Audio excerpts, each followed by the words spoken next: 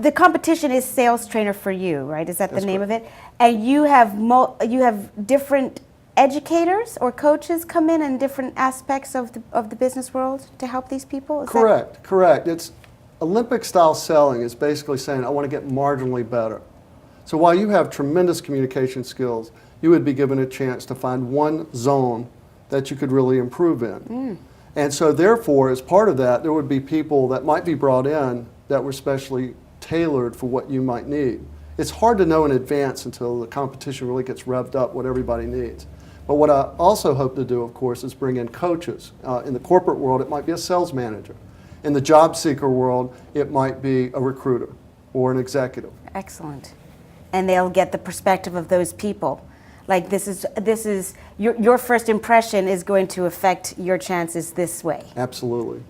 And do's and don'ts of the whole interview process and Correct. things like that. They're going to listen to an executive, probably ahead of me, and take their advice and change their behaviors based on that coaching. What don't you want to find if you're looking for a job? If you're looking for, in other words, there's a job out there for you, you go to the interview, and now you're starting to be skeptical about it. What do you need to look for as a job seeker? Right, that's a good point. You got to really know what you want, which is, as you know, with people is sometimes difficult. For most people, what they want out of a sales career is freedom and a chance to earn more. For other people, they want a chance to fit in with a team and identify with an organization. So a lot of that stems back from what the person wants. But I think the most important thing a salesperson wants is a great product, an absolutely fantastic product that they can believe in. It is impossible to sell something you don't believe in.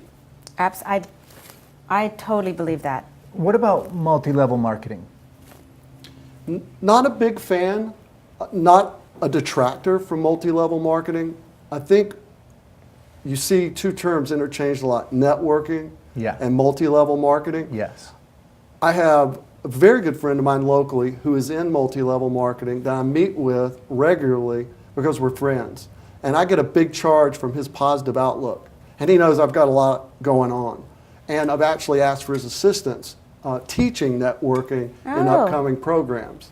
So I'm not a detractor. It's just something that I've chosen not to participate in right now. Plus your hands are full. Pretty busy. I bet your friend is trying to get his hands on you. Pretty. Oh yeah, You'd be a top network marketer. You would be. That's fantastic.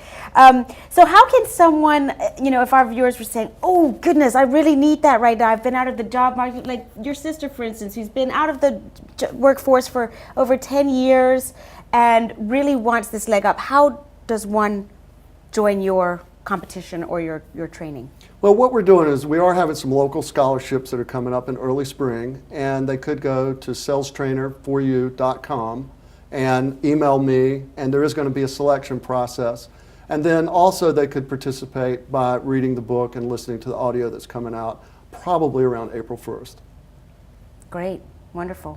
And what was the website again? Sales Trainer for You. It'll magically appear at the bottom of the screen. That's correct. Because we're magic. Yeah, we're magic. Adam's made us magic. Your websites are fantastic too. Thank you very much. I really like them. They're just really cutting edge and clean and professional. I like them a lot. Thank you very much. So I highly recommend you go to Sales Trainer for You and press that little play button because then you'll hear my voice. So what do you want to tell people that are searching for a job tomorrow morning after watching this? I think the most important thing is not to rely on the internet. And to take a page out of my book is to don't target 100, target 10. And I'll give you, for instance, I was sitting in Denny's and a gentleman was sitting to my left and he asked me, "Sir, you wouldn't know where there's a job, would you?" And I said, "Well, not directly, but tell me what job you just came from." And he said that he was in the work so that he could help the challenged get upstairs, and he would put the handrails, and he was in that whole medical market that might help somebody get into a restaurant, say, next door. And I said, "Well, are there any other companies like that in town?" And he said, "Well, it's funny you should say that. There are 2 or 3. And I said, "If you expand it out just 5 miles, might there be 3 or 4 more?" And he goes, "Well, I haven't checked that." And I said, "So my advice would be get a list of the places that you're most likely to match up with your skills. Don't be afraid to write.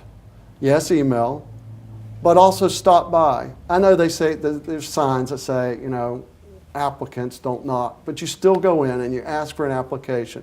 You find out who the decision maker is, and then you start asking your friends, say, do you know anybody over at Acme Products? And get a referral and get in there. Ask for help. Don't be afraid to make a call. That's great advice. Now, you are also a volunteer. You volunteer your time and training in the community, and more specifically in the prison system for Correct. transitional prisoners. I think that's fascinating. We're sort of running out of time, but I would definitely love to talk about that for a little while. Well, in a nutshell, imagine what it would be like to feel the cold wind blow. You're in behind bars, locked doors, no job. Maybe your wife's left you. Maybe your family doesn't believe in you anymore. And what I want them to do is to be motivated, believe in themselves, and be able to lead with the skills, tell people they can work hard, and that to give them a chance, and to look up.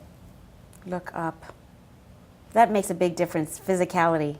So how often do you meet in prisons and do that? Or in the Weekly. jail, the county jail? Weekly, every Monday morning. Oh, boy, that's, and you get, are there a lot of people in that program? There's going to be about 10 each class. There's going to be about 10. And the funny thing is what they can teach me. Yeah. Yeah, that's wonderful. Well, I look forward to hearing more about that. And I think your voice is fantastic, so I think your audiobook will be a delight to listen to.